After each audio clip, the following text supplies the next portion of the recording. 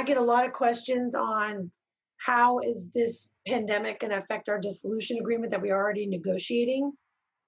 And we are advising clients to proceed as if they're still employed, proceed if they are, because Mhm. you can't predict the future. We can't assume just because it's all over the news that unemployment, that you might be that person that gets unemployed. So if there are agreements and things you've already put into place, it's best just to continue until the situation dramatically changes, in which case you could then go back to your team and say, I've had a modifiable change of circumstance and I need to change. But try not to go down the wormhole of if I lose my job, how are our orders going to change?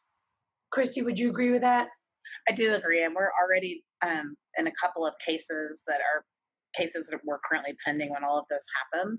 We are adding in specific language that, for instance, says even though we're not normally allowed to review child support, for instance, within a year because it requires a material change, we're going ahead and building that in and saying that they are going to look at it again in 6 months or when things are different with the stay-at-home orders, for instance, and we're coming up with specific language for this issue, and building that in. It's not that I think courts probably will allow people, even without that language, to readdress things given what's going on, because it is a material change in circumstances. Going Mhm. from making, say, $120,000 a year, and all of a sudden you're unemployed. And then we saw some of this back in 2008, 2009, even 2010, with people that were, at one point making a certain amount.